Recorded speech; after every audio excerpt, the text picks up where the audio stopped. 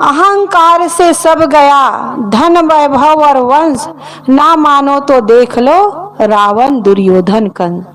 बड़े बड़े जो शक्तिशाली राजा हुए, उन्होंने धन का पद का अहंकार किया और सब मिट गया।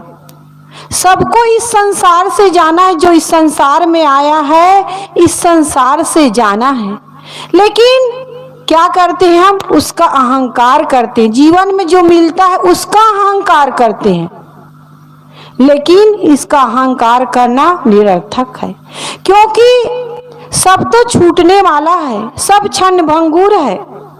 संसार और शरीर की नश्वरता को, क्षण भंगुरता को हम समझ जाए और सावधान हो जाए तो हम जीवन में गलत कर्म नहीं करेंगे, मोह ममता नहीं करेंगे, क्योंकि ये जाल है, फंसने के जाल है और इससे निकलना बहुत मुश्किल हो जाता है। कई लोग गृहस्थ में रहते हैं और पहले तो उनको संत गुरु सच्चा रास्ता नहीं मिला, इसलिए गृहस्थ में फंस जाते हैं। लेकिन जब उनको ज्ञान हो जाता है, अपने आत्मा का बोध हो जाता है, इस संसार की क्षणभंगुरता का, नश्वरता का पता चलता है और वह कल्याण की दिशा में आगे बढ़ना चाहते हैं, तो उसका निकलना मुश्किल हो जाता है। इसलिए हम सबको चाहिए कि जो हमें ये तन धन पद प्रतिष्ठा जो कुछ मिला हुआ है उसका अहंकार ना करें, बल्कि इसकी क्षणभंगुरता को, नश्वरता को समझकर सावधान हो जाए और कल्याण की दिशा में आगे बढ़े। हम अपनी मौत को याद करें। अगर हम मौत की याद करेंगे तो कभी हम गलत कर्म नहीं करेंगे, अहंकार नहीं करेंगे। सदगुरु कबीर साहब जी ने कहा है, मैं कल भी थोड़ा कही थी कि आज काल दिन कैयक में अस्थिर नाही शरीर, कहे कबीर कस राखियो कांचे बासन्नी। आज काल या कुछ दिनों में यह शरीर समाप्त हो जाएगा, क्योंकि यह स्थायी रहने वाला नहीं है। जैसे मिट्टी के कच्चे बर्तन में हम पानी भरकर नहीं रख सकते, वैसे हमारे शरीर की दशा है।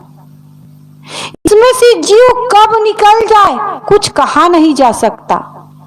साधना की दृष्टि से मानव जीवन सर्वोत्तम है और भौतिक दृष्टि से देखा जाए तो यह रोगों का घर एवं अत्यंत क्षणभंगुर है। जीव की देह में उपस्थिति ही है जीवन, और जीव का देह से निकल जाना ही मृत्यु है। हम जन्म की तो याद करते हैं, लेकिन मृत्यु को भूल जाते हैं। एक बच्चा जब 10 वर्ष का हो जाता है, हम 10वीं वर्षगांठ मनाते, कहते कि बच्चा 10 वर्ष का बड़ा हो गया, लेकिन इंग्लिश वाले कहते हैं 10 years old, 10 वर्ष का बूढ़ा पुराना हो गया। वास्तव में यही सच्चाई है। मनुष्य की आयु बढ़ती नहीं है, निरंतर घटती जाती है। मान लो कोई 100 वर्ष जीने वाला है और उसकी उम्र 50 वर्ष की हो गई है, तो अब वह केवल 50 वर्ष ही जिएगा। तो मनुष्य की आयु बढ़ती नहीं, निरंतर घटती जाती है। जैसे नदी की धारा निरंतर समुद्र की ओर जा रही है, वैसे हम मृत्यु की ओर जा रहे हैं, फिर भी मरने से डरते हैं। सदगुरु श्री अभिलाष साहब जी ने कहा है, इस जगती तल में जो जन्मा बैठा कौन यहाँ है, 100 के पहले वाले प्राया कोई नहीं जहाँ है। सब कुछ क्षण क्षण परिवर्तन हो रहा है, ना जाने कौन पंछी कब अपने पीड़े को छोड़कर उड़ जाए, कुछ कहा नहीं जा सकता। कहने सुनने में तो ऐसी बातें सामान्य लगती हैं, लेकिन जब कोई स्वस्थ युवक शरीर छोड़कर चला जाता है, तब हमें लगता है कि हम कितनी भूल में हैं। पानी के बुलबुले इस शरीर की आशा लगाए बैठे हैं और अपने कल्याण के काम को दूर करते जा रहे हैं। लोगों की इसी प्रमाद को देखकर महाभारत में यक्ष ने युधिष्ठिर से प्रश्न किया था कि संसार में सबसे बड़ा आश्चर्य क्या है। तब युधिष्ठिर ने उत्तर दिया, अहन्य हनि भूतानि गच्छन्ति यमालयम शेषा स्थावर मिच्छन्ति किम आश्चर्य मतः परम। युधिष्ठिर ने कहा कि रोज रोज प्राणी एक एक करके यमलोक को जा रहे हैं, फिर भी बचे हुए लोग सदैव यही रहना चाहते हैं, इससे बड़ा आश्चर्य और क्या होगा। हम इन बातों पर गहराई से विचार नहीं करते। मनुष्य पाप क्यों करता है? चोरी, ठगी, कालाबाजारी, खून खराबे, हिंसा, डकैती, बलात्कार क्यों करता है? क्योंकि वह अपनी मौत को याद नहीं करता। आदमी समझता है कि हमें जो कुछ मिला हुआ है सब स्थायी रहने वाला है, लेकिन एक दिन काल का ऐसा थप्पड़ लगता है कि सब कुछ धरा का धरा रह जाता है। इसीलिए किसी शायर ने कितना अच्छा कहा है, जीना ऐसा जीना हो, जी न किसी को तड़फाए तू, और मरना ऐसा मरना हो, मरकर फिर ना आए तू। जिंदगी ऐसी बना जिंदा रहे दिल साध तू, और तू ना हो दुनिया में तो दुनिया को आए याद तू। हमारा जीना और मरना सार्थक कब होगा? जब हमारे मन, वाणी और कर्म से किसी को दुख ना हो, पीड़ा ना हो, कष्ट ना हो। अभी तो हमारे मन, वाणी और कर्म से सबको सुख मिले, शांति मिले, आदर्श मिले, तब हमारा जीना और मरना सार्थक होगा।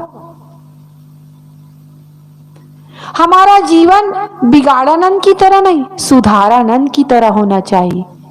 हम किसी के बिगड़ते काम को बना दें। हमारा काम ऐसा हो कि हम किसी बिगड़ते काम को बना दें, ये ना हो कि हम किसी के काम ही बिगाड़ दें। एक उदाहरण बताऊं, आप लोगों ने कई बार सुना होगा, लेकिन मैं दोहरा रही हूं। एक व्यक्ति था, नाम तो दूसरा था, लेकिन वह हर किसी के काम में कुछ न कुछ विघ्न बाधा उपस्थित कर दिया करता था, इसलिए लोगों ने उसका नाम क्या रख दिया? बिगाड़ानंद।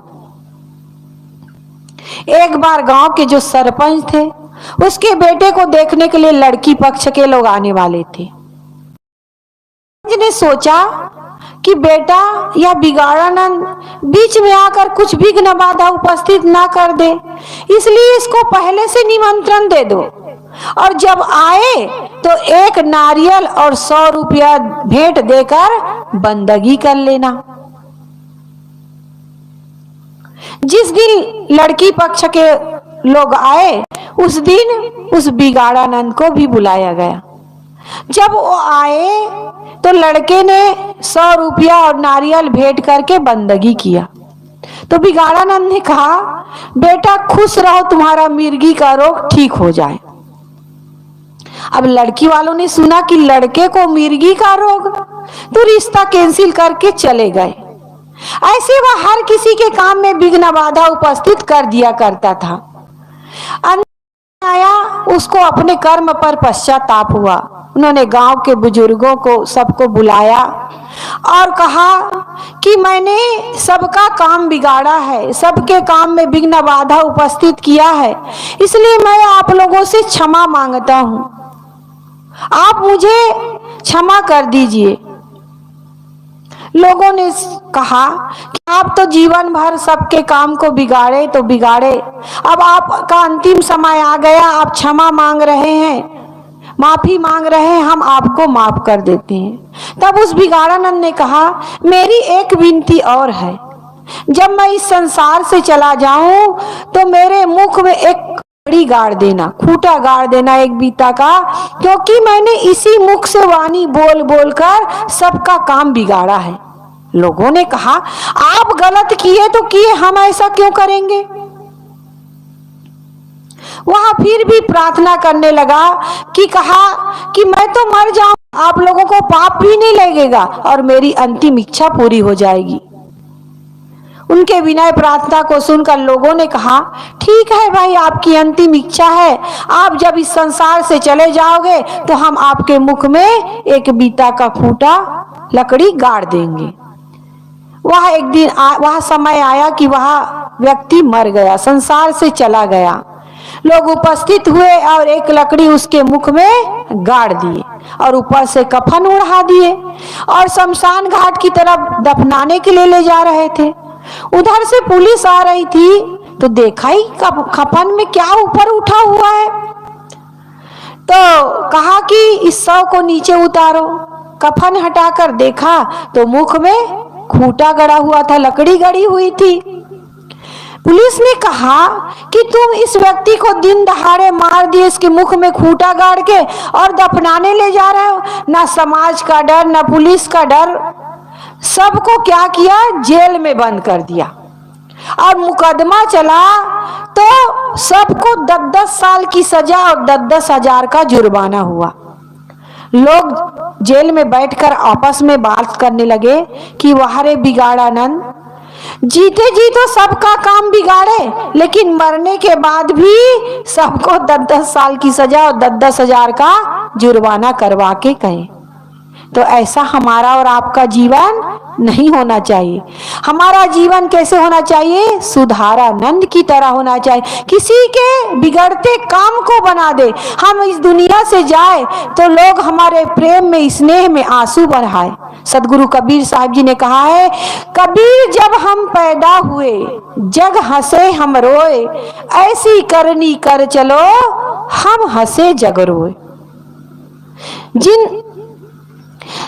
हम संसार में आए, अपने जन्म के बारे में तो पता नहीं है, लेकिन जब लोग इस संसार में आते, अन्य बच्चों को हम देखते हैं, सुनते हैं उनके बारे में कि जब वह पैदा होता है तो रोता है कि यह प्रकृति का नियम है। बच्चा ना रोए तो उसके घर परिवार के लोग रोने लग जाते हैं, क्योंकि बच्चे के रोने में ही परिवार में खुशियां छा जाती है। तो रोते हुए जन्म लेना प्रकृति का नियम है, लेकिन रोते रोते जीवन बिता देना यह प्रकृति का नियम नहीं है। बच्चा छोटा रहता है तो माँ की स्तन के लिए, दूध पान के लिए रोता है, थोड़ा और बड़ा हो जाता है माँ की गोदी के लिए रोता है, फिर थोड़ा और बड़ा हो जाता है स्कूल जाने के लिए रोता है, फिर थोड़ा और बड़ा हो जाता है पढ़ाई लिखाई डिग्री हासिल करने के लिए रोता है। जब डिग्री भी मिल जाती है तो नौकरी के लिए रोता है, नौकरी भी मिल जाती है फिर छोकरी के लिए, बीबी के लिए रोता है, लड़की भी मिल जाती है तो बच्चों के लिए रोता है, और बच्चे भी जब हो जाते हैं तो उसके पालन पोषण के लिए रोता है, और जब वो भी पालन पोषण कर ले तो उसका भी जीवन व्यवस्थित हो जाता है, तब भी वह रोते रोते ही जीवन बिता देता है। तो ये जीवन की सार्थकता नहीं है। हम इस संसार से में आए हैं तो रोते हुए आए, लेकिन इस संसार से जाए तो हंसते हंसते विदा ले। हमारे प्रेम में, स्नेह में लोग आंसू बहाए, तब हमारा जीवन सार्थक होगा। संत जन कहते हैं कि दिन भर ऐसा काम करो कि शाम को जब बिस्तर पर जाओ तो सुख की नींद सो। जवानी 8 महीने ऐसा कर्म करो कि चौमासा वर्षा सुखपूर्वक कटे। जवानी में ऐसा कर्म करो कि बुढ़ापा सुखद हो, और जीवन भर ऐसा कर्म करो कि मरती बेला पश्चाताप ना हो। तब हमारा यह मानव जीवन सार्थक होगा। जिस व्यक्ति की पाने की चाहना, मिलने की चाहना और छूटने के भय समाप्त हो जाते हैं, वह संसार में कमलवत निर्लेप रहता है।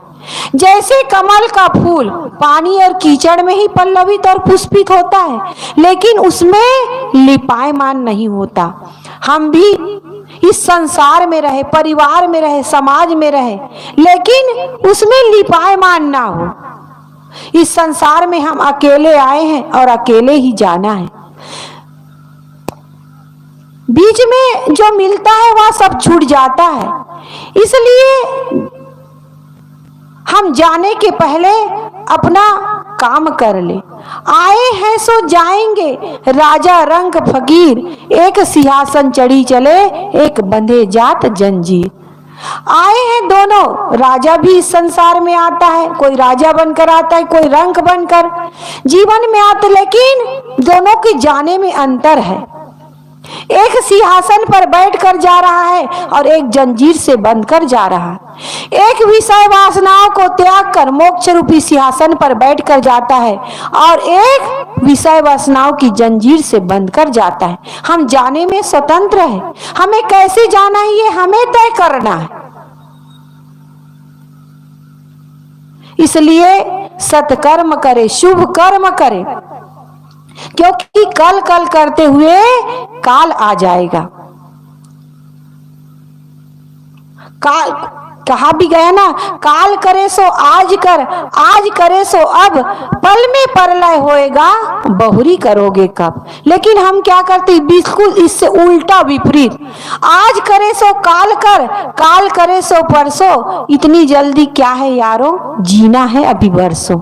और कल कल करते हुए काल आ जाता है और हम कुछ नहीं कर पाते हैं। अभी हम सुन रहे थे ना, सिकंदर इतना शक्तिशाली विश्व विजेता बनने के लिए निकला था, लेकिन भारत में आया, कुछ देशों को तो, कुछ राज्यों को तो जीता, कुछ क्षेत्रों को तो जीता, लेकिन उसके भारतीय सेना के सामने उसकी एक न चली और अंत में निराश होकर उसे अपने देश वापस लौटना पड़ा। जब वह वापस लौट रहा था तो अचानक उसकी तबीयत खराब हो गई, उसके पेट में दर्द होने लगा। वैद्यों को, हकीमों को बुलाया गया। वैद्यों ने हकीमों में जब जांच किया तो पता, उन्होंने कहा कि आपका अंतिम समय आ गया, आपका कुछ नहीं किया जा सकता। तब सिकंदर ने कहा, जब मैं इस संसार से चला जाऊं तो मेरे दोनों हाथ कफन से बाहर निकाल देना, क्योंकि इतना धन संपत्ति, विश्व विजेता, और जब संसार से गया तो खाली हाथ गया। इसलिए तो कहा गया है, इकट्ठे कर जहां के जर, सभी मुल्कों के मालिक थे। सिकंदर जब गया दुनिया से तो दोनों हाथ खाली थे। क्या आप हम यहां से लेकर जाएंगे? नहीं, हमारे साथ भी कुछ भी जाने वाला नहीं है।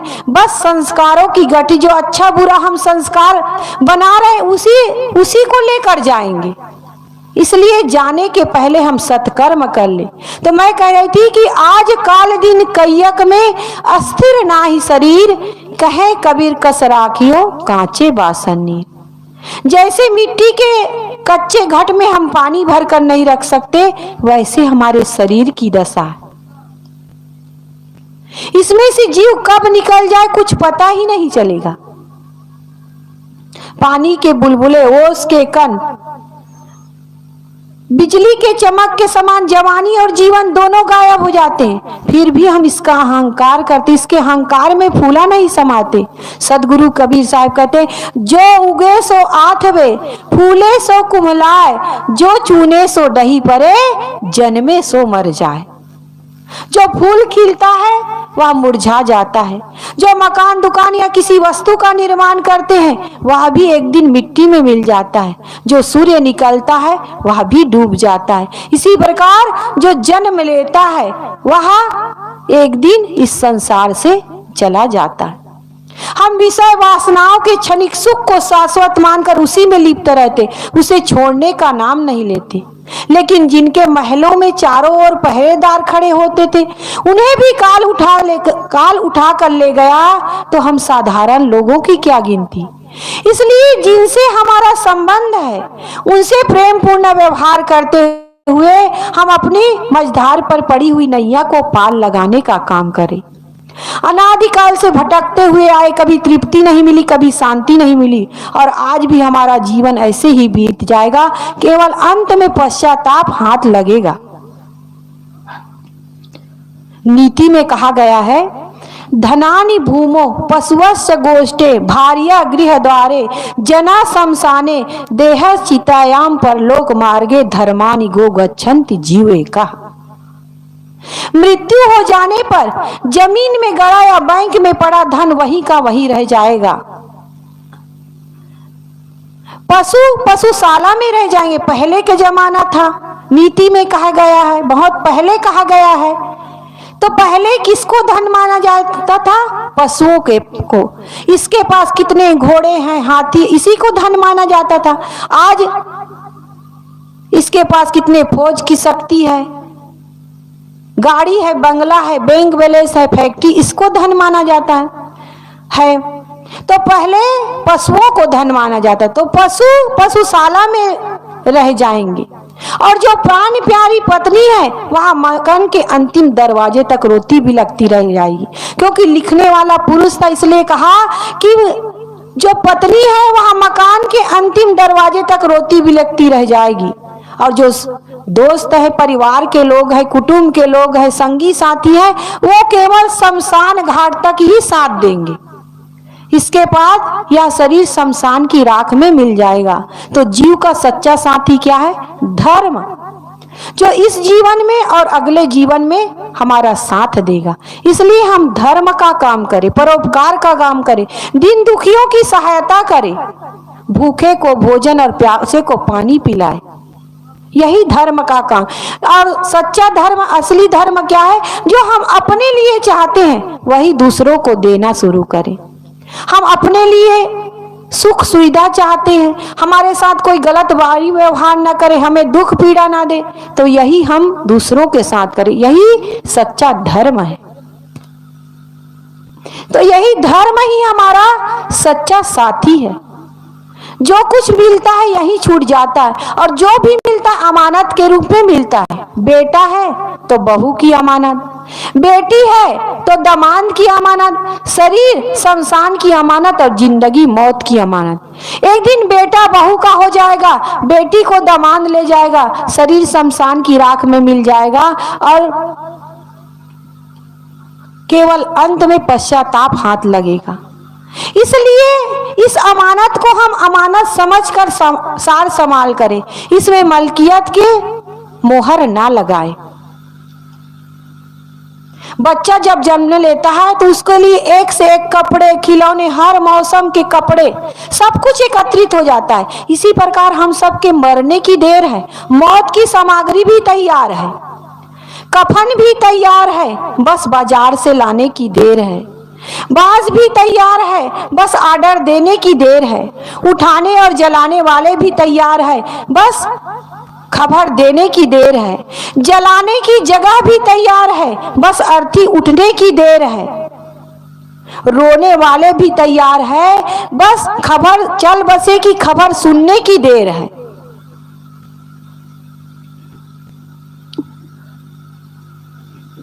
बोलिए सद्गुरुदेव की जय। तो मौत की सब सामग्री तैयार है, रोने वाले भी तैयार है, बस चल बसे की खबर सुनने की तैयार देर है। तो मौत की सब सामग्री तैयार है, बस श्वास बंद होने की देर है। श्वास बंद होते ही 1 घंटे में सब सामग्री एकत्रित हो जाएगी और यह शरीर शमशान की राख में मिल जाएगा। इसलिए अस्थियां बिखरने के पहले हम अपने अस्तित्व के प्रति आस्था जगा ले, सौ होने के पहले शिवत्व को प्राप्त कर ले, और चिता जलने के पहले अपने चेतना को जगा ले, तभी यह जीवन सार्थक होगा। तो हम सब मानव जीवन में हैं, कर्म भूमिका में है, कर्मों को करने में स्वतंत्र है, अन्य खानियां तो भोग भूमिका है। इसलिए अंतिम यात्रा के चलने के पहले हम अपने अंतःकरण में शुद्ध संस्कारों की पूंजी एकत्रित कर ले। जब तक दीपक जल रहा है तब तक हम अपनी घर की सफाई का काम कर ले, नहीं तो दीपक के बुझते ही अंधेरा छा जाएगा और हम कुछ नहीं कर पाएंगे। इसी प्रकार जब तक जीवन रूपी दीपक जल रहा है तब तक हम अपने अंतःकरण से विकारों को दूर कर ले, नहीं तो श्वास रूपी तेल समाप्त होते ही यह जीवन रूपी दीपक बुझ जाएगा और हम कुछ नहीं कर पाएंगे।